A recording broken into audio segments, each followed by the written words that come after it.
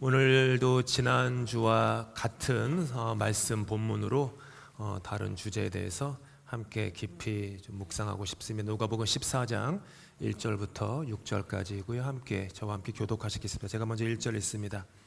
안식일에 예수께서 한 바리새인 지도자의 집에 떡 잡수시러 들어가시니 그들이 엿보고 있더라. 주의 앞에 수종병 든 한 사람이 있는지라. 예수께서 대답하여 율법 교사들과 바리새인들에게 이르시되 안식일에 병 고쳐주는 것이 합당하냐 아니하냐. 그들이 잠잠하거늘 예수께서 그 사람을 데려다가 고쳐 보내시고 또 그들에게 이르시되 너희 중에 누가 그 아들이나 소가 우물에 빠졌으면 안식일 애라도 곧 끌어내지 않겠느냐 하시니 그들이 이에 대하여 대답하지 못하니라. 아멘. 안식일 애라도 곧 끌어내지 않겠느냐, 안식일에라도 곧 끌어내지 않겠느냐라는 제목으로 말씀 나누도록 하겠습니다. 1987년 10월 14일 텍사스주에 있는 미들랜드라는 도시 전체가 멈춘 날이었습니다. 화면에서 읽으실 수 있을지 모르지만은 화면에 뭐라고 써 있냐면요, For Jessica 10/16, 그러니까 October 16, 87 With love from all of us 이렇게 써 있어요. 생후 18개월밖에 안 된 아기 제시카가 뒷마당에서 놀다가 그만 지름이 사진에 보시는 것처럼 고작 22cm밖에 되지 않는 버려진 우물 속으로 추락했습니다. 그 갓난아기 18개월 된 제시카는 무려 6.7m, 22피트 아래의 캄캄하고 차가운 땅 깊은 곳에 갇혔습니다. 그 순간부터 미들랜드라고 하는 텍사스의 모든 도시의 일상은 완전히 멈췄습니다. 그 누구도 안식일이니 쉬어야겠다, 하루 종일 일했으니 피곤하니 집에 가서 자야겠다, 휴가를 계획한 게 있으니 휴가 떠나야겠다, 퇴근 시간이다 라고 말하지 않았습니다. 수많은 구조대원, 광산 전문가, 자원봉사자들이 몰려들었습니다. 딱딱한 안반 때문에 아기가 다칠까봐 사람들은 사흘 동안이나 밤낮 없이 맨손과 작은 도구를 의지해서 우물 옆에 평행으로 세워진 구덩이를 파내려갔습니다. 그리고 58시간 만에 마침내 아기 제시카는 구조되었습니다. 해피 엔딩이었습니다. 우물에 생명이 빠졌을 때 세상의 모든 규칙과 일상은 정지됩니다. 우물에 생명이 빠졌는데, 내 사람이 빠졌는데, 내 아들이, 내 딸이, 내 부모가, 내 배우자가 빠졌는데 규칙, 법칙, 휴가 운운할 사람이 세상에 어디 있습니까? 모든 것 제쳐두고 목숨을 다해 구원하러 내려가지 않겠습니까? 생명을 우물에서부터 건져내는 것보다 더 시급한 일은 없습니다. 그래서 이렇게 말씀하세요. 안식일이라도 뭐요? 곧 안식일에라도 곧 끌어내지 않겠느냐. 모든 것을 뒤로하고 곧 끌어내는 것, 그것이 인지상정입니다. 곧 끌어내는 것이 사람의 도리입니다. 하지만 우리의 삶과 사회는 이런 너무나도 당연하고 마땅한 인지상정을 상실한 어그러짐이 있습니다. 안식일에 우물에 빠진 사람을 고쳐주는 것이 합당하냐는 그 질문, 당연하고 마땅한 것조차 질문으로 만들어 버리는 그 어그러진 인간의 마음, 율법 교사들과 바리새인들이었습니다. 오해하시면 안 됩니다. 율법 교사들과 바리새인들이 여기 계신 여러분들보다 못되거나 악한 사람이 아닙니다. 그들이 범죄자이거나 무식하거나 인품이 모자라서가 아닙니다. 저와 여러분보다 더 많이 공부한 사람들이었고요, 우리보다 더 많이 지역사회에서 존경받는 사람들이었습니다. 누구나 다 우러러보던 사람들이었습니다. 그런데 그들은 당연하고 마땅한 것, 당연하고 마땅한 것을 질문으로 바꾸어 버립니다. 이유가 뭘까요? 율법을 속속들이 알고 있었지만 사실 그들은 율법이라는 글자에 가두어져 있었기 때문입니다. 율법에는 글자가 있고 정신이 있습니다. 근데 율법에서 글자만 남고 정신이 사라지면, 즉 율법에 담긴 하나님의 그 마음, 그게 사라지면 나도 당신도 서로를 가두는 지옥과도 같은 감옥이 됩니다. 글자 속에서, 여러분이 만약 신문을 보신다면 글자 속에서 우물에 빠진 제시카는 하나의 고귀한 생명이 아니라 제시카라는, 한국어로는 3글자, 영어로는 6글자에 불과한 프린트가 되어버리고 맙니다. 글자 속에서는 누가 죽건 상관이 없습니다. 글자 속에서는 누가 핍박을 받건 별로 마음 쓸 필요도 없습니다. 누군가가 저 먼 곳에서 고통을 당해도 아무런 상관이 없어집니다. 지난 2월 28일 이란 남부 호르무즈 간주 미나부에 있는 샤자라 타예바 여자 초등학교 미사일 폭격으로 폭사한 175명의 아이들 역시 글자로만 남습니다. 샤자라 타예바, 샤자라 타예바라는 학교 이름은 무슬림 꾸란에 등장하는 유명한 비유이기도 하지만 동시에 시편 1편의 말씀과 똑같은 뜻입니다. 저는 시냇가에 심은 나무가 그 잎사귀가 마르지 아니함 같고 모든 일이 형통하리로다라는 구절에서 똑같이 따온 뜻, 샤자라 타예바의 뜻은 좋은 나무란 뜻입니다. 학교 이름이 좋은 나무, good tree예요. 쓰러진 좋은 나무 175명은 활자 속에 갇힌 175라는 숫자에 불과해집니다. 그게 글자가 가진 함정입니다. 성경도 글자만 읽으면 글자에 함몰됩니다. 그래서 딱딱해집니다. 차가워집니다. 매정해집니다. 오늘 어린이 영어 예배 어린이 설교 시간에 제가 딱딱한 제 한 가슴까지 오는 큰 자를 갖고, 자와 헝겊을 갖고 설명을 했어요. 그래서 우리가 인생 속에 이렇게 누군가를 치수를 재고, 누군가가 짧다 길다, 기준을 충족했다 기준을 충족하지 못했다 라고 하는 어떤 그런 자를 대고 인생을 살지 말자. 헝겊처럼 눈물을 닦아주고 우는 아이를 따뜻하게 보듬어주는 그런 헝겊과도 같은 그런 인생을 살자, 이런 메시지를 전했어요. 하지만 우리는 때로는 헝겊보다는 딱딱한 자를 들이밉니다. 자녀에게도 딱딱한 자를 들이밉니다. 옆집 철수는 이런데 너는 왜 이거밖에 안 돼? 혹은 반대로, 아유 옆집의 영희는 그것밖에 안 되는데 우리 딸아이는 너무 잘났다.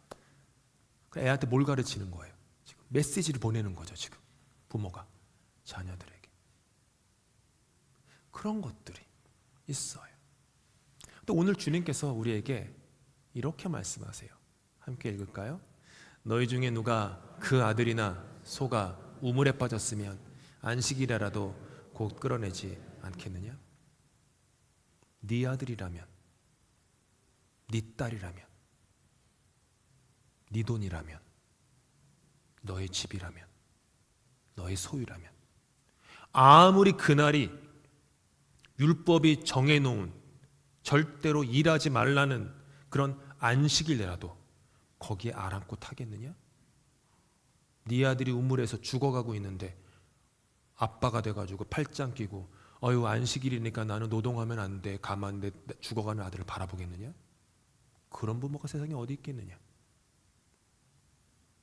율법을 어겨서 종교 재판을 받는다고 하더라도 그 우물에 뛰어드는 것이 부모 아니겠느냐? 그 뜻이잖아요. 그 뜻이에요. 숫자로 남으면 안 돼요. 근데 그것이 나의 이야기가 되면 더 이상 활자의 감옥에 가둬지지 않습니다. 신앙생활은 글자에 우리의 마음을 가두는 것이 아닙니다. 내 안에 그저 글자로만 있는 어떤 것들이 부서지기를 애쓰고 힘쓰고 노력하고 부대껴하고 갈등하고 몸부림치고 아파하고 괴로워해야 합니다. 아무런 갈등과 고민과 회개도 없이 그저 글자가 그대로인 것이냐 살아가면 예수님도 간음하지 않았다? 잘했다. 하지만 누구든지 상대를 보고 음욕을 품으면 간음한 거다. 도둑질하지 않았다? 잘했다.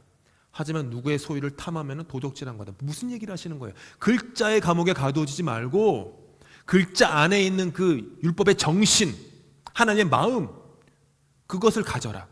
예수님이 말씀하셨어요. 내가 율법을 폐하러 온 줄 아느냐? 율법을 완성하러 왔다. 뜻은 뭐예요? 글자의 완성은 마음에서 온다라는 거예요. 예배를 드리시지만 여러분들이 어떤 마음으로 드리시는지 제가 알 길이 없습니다. 지금 집에 있는 음식을 생각하고 계시는지, 혹시 여기 가스를 안 쓰니까 전기 버너를 켜놓고 온 건 아닌지 걱정하고 계시는지, 아니면은 마치 브레이크 때 뭐 하고 놀지라고 지금 속으로 막 계획을 짜고 계시는지 제가 알 길이 없어요. 그냥 제가 볼 때는 여러분의 글자 한 글자 한 글자가 여기 앉아 있는 거예요. 하지만 하나님 여러분은 뭘 봐요? 여러분의 글자가 아니라 여러분의 마음을 보시는 거예요. 똑같은 예배 행위지만 그 안에 있는 마음은 천양지차입니다. 누군가는 교회를, 예수 믿는 것을 지옥 가기 싫어서 구원받아야지, 천국 가야지라고 교회를 다니는 사람도 있을 거고, 누군가는 주님이 나에게 주신 천국과도 같은 삶이 기뻐서 오는 사람도 있을 거예요. 똑같이 예배 출석을 하지만 어떤 이는 지옥이 무서워서 예배를 출석하는 거고, 어떤 이는 천국의 삶이 너무 좋아서 예배를 참석하는 겁니다. 행위는 같지만 마음은 하늘과 땅 차이입니다. 누구는 어둠 가운데 예배를 온 것이고 누구는 빛 가운데 예배를 온 것입니다. 여러분은 어떠십니까? 늘 주님 앞에 그것을 물어봐야 됩니다. 글자에 가두어지면 안 됩니다. 점잖은 문장이, 감흥 없는 숫자로 있는 그 문장이, 나와 상관이 없는 그 문장이 산산이 부서져서 그 안에서 의미와 감정이, 눈물과 웃음이 활자 밖으로 나와야 합니다. 기독교 신앙의 여정이라는 것은 글자에 갇힌 하나님을 해방시키는 것입니다. 앞에 십자가가 서 있습니다. 십자가가 무엇입니까? 글자로 갇힌 그 하나님의 마음이 예수 그리스도의 찢긴 몸을 뚫고 저와 여러분의 세상 속으로 피가 되어 흘러 들어왔다라는 것입니다. 요한복음은 말씀이 육신이 되었다고 해요. 말씀이 육신이 되었다. 말씀이라는 글자가 우리가 눈으로 보는 육신으로 입었고, 그 육신이 자기를 부인하고 자기 십자가를 지고 십자가에서 죽으심으로 말미암아 그 글자 안에 있는 우리를 향한 하나님의 마음과 구원과 용서가 세상 밖으로 쏟아져 나왔다 라고 하는 얘기가 십자가예요. 마태, 마가 다 누가 십자가 가서 예수님이 돌아가실 때 증언하는 게 뭐냐 하면은 지성소와 성소를 가리고 있는 휘장이 찢어졌다고 얘기합니다. 지성소로 가면 여기로 치면 이 공간이에요. 옛날에는 한국에 교회 다니면은요, 어린이들 절대로 여기 못 올라오게 했었죠. 아실 거예요. 여기는 하나님의 거룩한 공간이기 때문에 대표 기도하는 장로님과 목사님만 올라오는 데야. 그래가지고 절대로 올라오지 못하게 했어요. 근데 저는 괜찮아요. 우리 애들 여기만 들어도 아무 상관없어요. 근데 그렇다고 거룩하지 않은 건 아니에요. 근데 지성소예요. 여기에 천막이, 그러니까 휘장이 있는 거예요. 여러분 계신 성소. 1년에 한 번 대제사장이 여러분들의 죄를 갖고 지성소에 들어와서 용서를 구하는 기도를 합니다. 근데 대제사장이 자기 죄 때문에 죽을 때가 있었어요. 근데 어디서 죽어요? 지성소에서 죽어요. 근데 성소에는 어느 누구도 지성소 안에 들어가서 그 시신을 갖고 올 수가 없어요. 그래서 뭘 했어요? 대제사장이 성소에 들어갈 때마다 밧줄을 허리에 묶고 들어갔어요. 죽으면 끌어내려고. 그랬던 공간. 근데 예수님이 죽으실 때 어떤 일이 벌어집니까? 지성소를 가리고 있던 휘장이 찢어졌다. 뭐예요?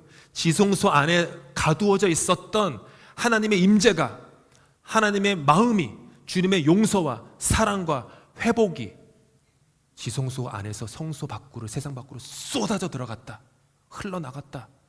그 얘기 아닙니까? 활자에 가둬진 하나님의 보혈이, 그리스도의 보혈이 흘러 들어왔다. 그것이 기독교 신앙의 본체입니다. 욥은 인과응보, 잘하면 상 받고 못하면 벌 받는다라는 인과응보의 율법의 글자 속에 갇혀 있었는데, 그렇게 갇혀 있던 하나님께서 무고함 가운데 겪는 자신의 고통 속으로 글자를 뚫고 찾아오신 하나님을 만나자 뭐라고 고백합니까? 함께 읽어볼까요? 주님이 어떤 분이시라는 것을 지금까지는 제가 귀로만 들었습니다. 그러나 이제는 제가 제 눈으로 주님을 뵙습니다. 이게 기독교 신앙이에요. 여정이에요. 천재 수학자이자 철학자이자 또 신학자이기도 했던 블레이즈 파스칼은 1654년 12월 23일 밤 10시 30분부터 12시 30분까지 불과 같은 하나님의 임재를 체험합니다. 그리고 양피지에 다음과 같은 글을 써서 외투 안감에 꿰매어서 평생 가슴에 품고 다니다가 그의 사후에 그의 하인이 그것을 발견해서 세상에 드러난 글의 내용이 이거예요. 아브라함의 하나님, 이삭의 하나님, 야곱의 하나님, 철학자와 학자들의 하나님이 아님, 확신, 감격, 기쁨, 평안, 예수 그리스도의 하나님, 기쁨의 눈물. 세상에서 인류 역사에서 가장 똑똑한 사람 중에 한 명이거든요. 그 팡세 같은 책도 읽어보셨을 거 아니에요. 근데 글을 이렇게 못 썼어요. 했던 말 또 하고 또 하고. 뭐냐 하면 여러분들 경험하세요. 너무 감격이 벅차면요, 문장이 주어, 동사, 목적어 이게 안 돼요. 너무 감정이 벅차니까 이거를 그냥 정확한 문법에 맞춰서 글을 쓸 여유가 어디 있어요. 그냥 막 적어내는 거죠. 파스칼이 그런 거예요. 그 감격. 한 번 더 예수의 말씀을 읽어봅시다. 너희 중에 누가 그 아들이나 소가 우물에 빠졌으면 안식일이라도 곧 끌어내지 않겠느냐. 안식일에라도 한번 생각해 보세요. 이 말, 안식일에라도, 안식일일지라도, 안식일이라고 할지라도, 안식일임에도 불구하고 이게 주님의 마음입니다. 그리고 주님께서는 우리에게도 이렇게 말씀하시는 거예요. 너희도 나와 같은 마음이어야 되지 않겠니? 그래서 여기까지 이해했으면 다음 단계로 넘어가야 돼요. 식민지 시대의 그 위에서 아래로 찍어 누르는 선교가 18, 19세기, 20세기 초까지 끝난 후에 현대 선교가 자리를 잡으면서 가장 중요한 선교의 개념이 미시오 데이라는 선교 개념입니다. 미시오, 미션, 데이, 갓. 하나님의 선교. 즉 선교의 주체가 내가 아니라 하나님이라는 사고의 전환이에요. 하나님이 세상을 이처럼 사랑하사 독생자를 주셨으니 뭐예요? 하나님이 선교를 시작하셨다는 뜻이에요. 하나님이 여러분을 사랑하사 독생자를 주신 것이지 저와 여러분이 하나님을 먼저 찾은 게 아니에요. 바울은 그래서 우리가 아직 죄인 되었을 때에 죄인의 구덩이에서 우물에서 허우적거리고 헤매고 있을 때에 하나님께서 당신의 독생자를 우리에게 보내주셨다라고 얘기를 하죠. 원래부터 선교는 강요나 의무와 명령을 훌쩍 뛰어넘는 것이었습니다. 우물에 빠진 나를 안식일내라도 곧 끌어내 주시는 그 은혜가 너무 감격스러운 거예요. 주님 안식일인데요 지금? 근데 팔 걷어붙이고 저한테 오셔서 이 시궁창에 오셔가지고 그 우물에 빠진 나를 건져주시네요.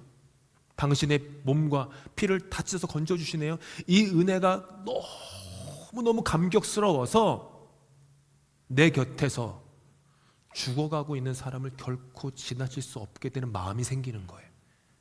그게 선교입니다. 십자가를 경험한 사람의 심장에서만 자연스럽게 뿜어져 나오는 심장 박동입니다. 안타깝게도 율법의 문자에 함몰된 바리새인들과 율법학자들은 우물 밖에서 율법이라는 잣대로 우물 안에 빠져 고통받는 자를 뭐라고 해요? 그저 엿보고 있을 뿐이었습니다. 그리고 다행히도 예수님은 엿보지 않으십니다. 친히 그 우물 안으로 뛰어들으세요. 캄캄하고 차갑고 깊은 우물 안으로 뛰어들어 우리의 상처를 만져요. 왜요? 너는 내 아들이니까. 너는 내 딸이니까. 너랑 나랑 남이 아니다. 너는 내 아들이다. 내 아들이다. 내 딸이다. 근데 내가 너를 그냥 가만히 어떻게 두고 보겠네요. 이 얘기예요. 그리고 우리를 건져 올리세요. 십자가라는 사다리로 우리를 그 깊은 곳으로부터 끌어올려 주십니다. 다윗이 이 하나님을 경험했어요. 그래서 이렇게 노래해요. 함께 읽을까요? 내가 여호와를 기다리고 기다렸더니 귀를 기울이사 나의 부르짖음을 들으셨도다. 나를 기가 막힐 웅덩이와 수렁에서 끌어올리시고 내 발을 반석 위에 두사 내 걸음을 견고하게 하셨도다. 그렇습니다. 율법교사들과 바리새인들은 엿봅니다. 그리고 하나님 아버지는 보십니다.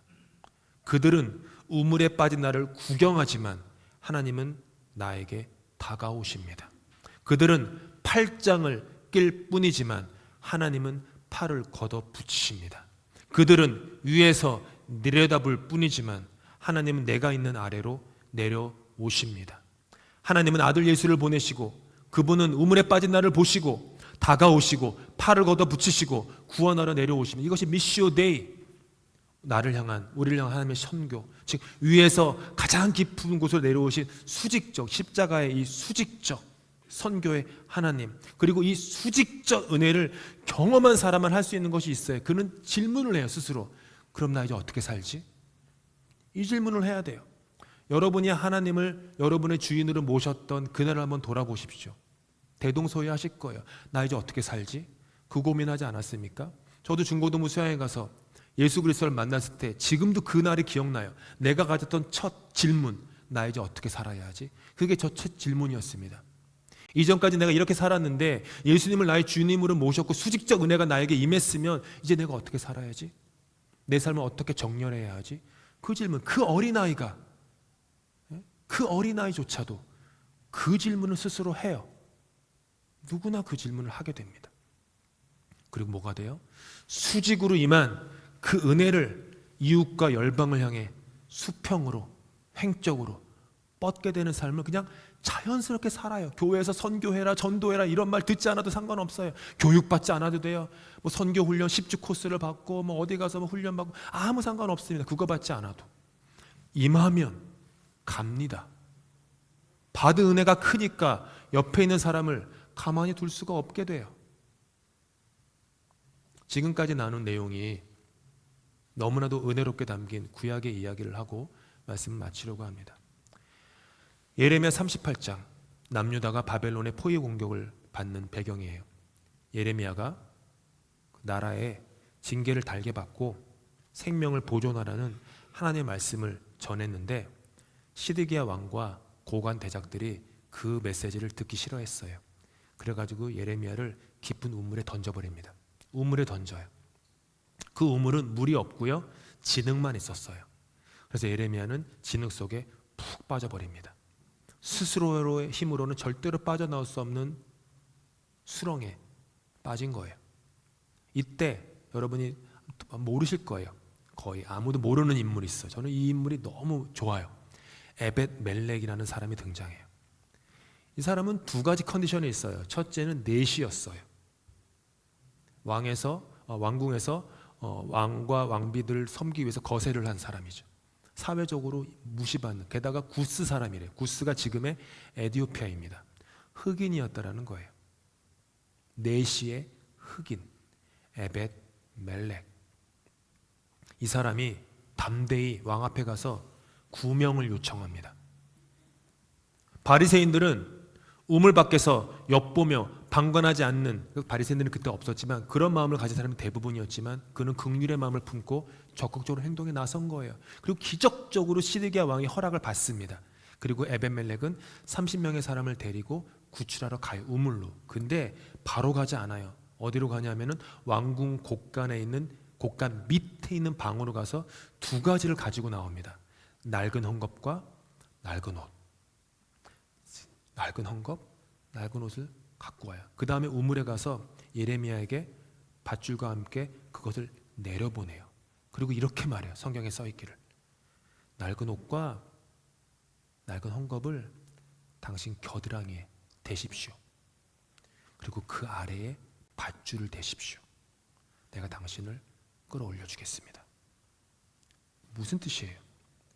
진흙 속에 빠져 온몸이 약해질 대로 약해진 사람을 굵고 거칠고 날카로운 밧줄을 내려보내서 그냥 확 끌어당기면 살이 찢기고 뼈가 상하는 깊은 상처를 입게 되어 있습니다. 미시오 데이, 우물에 빠진 이를 안식일에라도 끌어올리는 선교는 사람을 거칠게 몰아붙이는 것이 아닙니다. 정죄하는 것이 아닙니다. 가서도요, 안 믿으면 지옥 가, 이렇게 거칠게 몰아붙이면 안 돼요. 아니, 예전에야 조선 땅에서 최건돈 목사님이 예수천당 불신지옥 외쳤던 시대가 있어요. 지금 그런 세대가 아니지 않습니까? 런던에서 예수천당 불신지옥,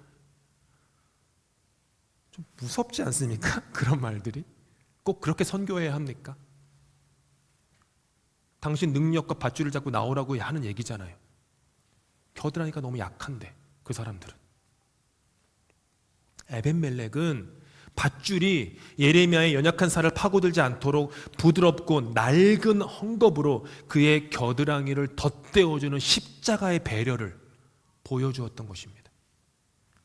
에벳멜렉은 예레미야의 겨드랑이에 영혼의 날개를 달아주었던 것이죠. 주님은 여러분을 에벳멜렉으로 부르십니다. 차갑고 거친 밧줄을 우물 안으로 내려보내지 말라고 하시죠. 세상의 잣대로 엿보고 평가하지 말라고 하세요. 낡은 헝겊과 낡은 옷, 그렇게 우리의 부드러운 마음의 헝겊으로 서로가 서로의 겨드랑이를 덧대어주고 말씀과 성령으로 우물에서 끌어올려주라고.